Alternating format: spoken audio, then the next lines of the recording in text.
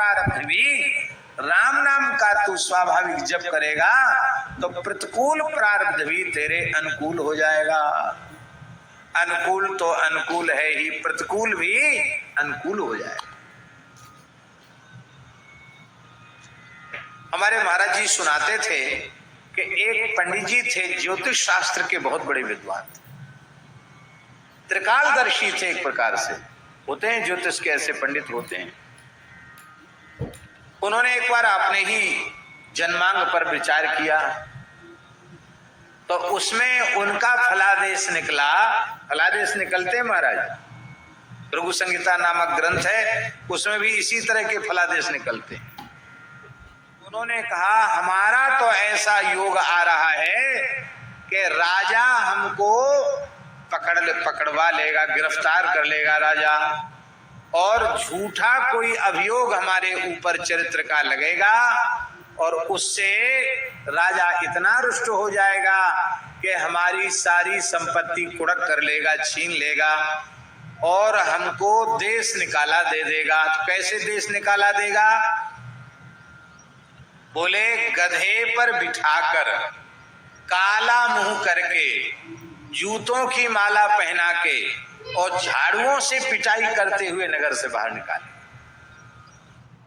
अपना घर हमेशा होता है खास, इसलिए कभी भी मजबूती के साथ पहना के और झाड़ुओं से पिटाई करते हुए नगर से बाहर निकाले।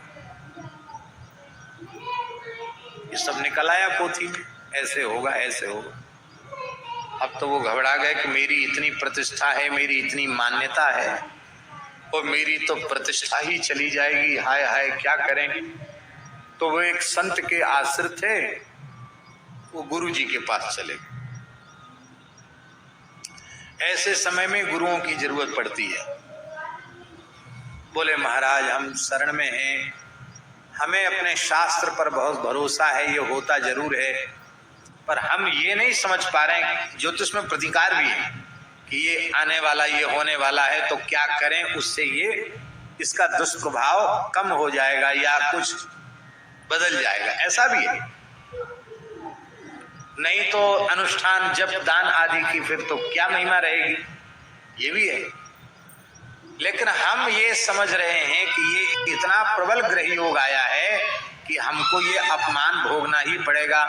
तो आप ही कृपा करके हमको कुछ बताओ जिससे हम इस संकट से बच जाएं। तो उनके गुरुजी ने कहा कि हम बता तो सकते हैं, हाँ 4 महीने के भीतर घटित होनी है ना, हाँ 4 महीने के भीतर।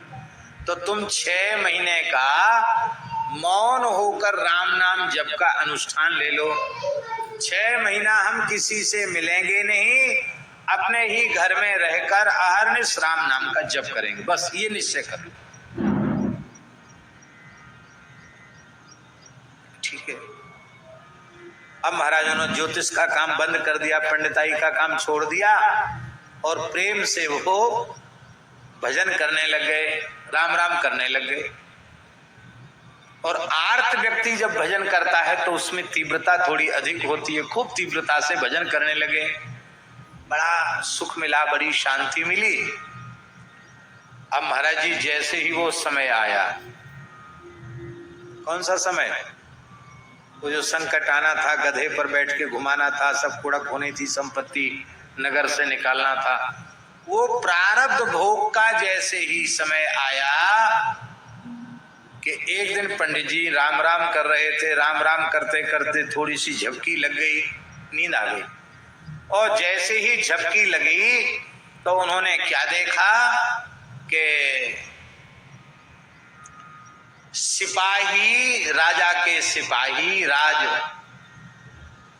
कर्मचारी, पुलिस, वो हमारे घर में घुसी चली आई और हम अपने भजन कर रहे थे। उन्होंने हमारी एक नहीं सुनी, मेरी गृहिणी की नहीं सुनी, तत्काल हाथ में हथकड़ी डाल दी और तुरंत गिरफ्तार करके राजा के यहाँ ले गए।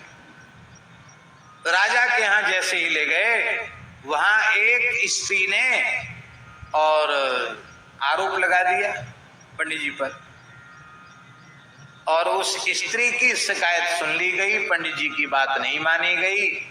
और राजा ने कहा कि हम तो तुम्हें बहुत भला समझते थे पर तुम इतने नीच और दुष्ट निकले, तब ब्राह्मण हो मृत्युदंड तो तुमको नहीं देंगे, लेकिन बहुत धन कमाया हमारे राज्य में रहकर, सब संपत्ति छीन लो उसकी, गरीब ब्राह्मणों को बांट दो, और इसको, ये दुष्चरित्र व्यक्ति है, इसका मुंह काला करो, इसको गधे पर बिठाओ, जूतों की माला पहनाओ और झाड़ुओं से पीटते हुए निकालो इसको बाहर।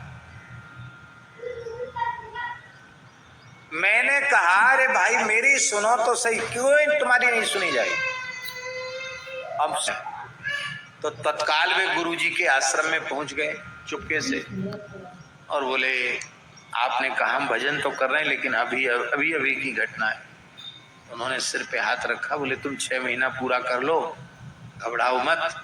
देखो जो प्रकट में होना था वो स्वप्न में हो गया, जो प्रकट में होना था ना वो स्वप्न में हो गया। तुम्हारी ज्योतिष झूठी नहीं, संसार भी सपना ही है, इसलिए सपने में हो गया या जागृत हो गया इसमें क्या अंतर है, पर तुम्हारी प्रतिष्ठा बच गई, तुम 6 महीना पूरा कर लो।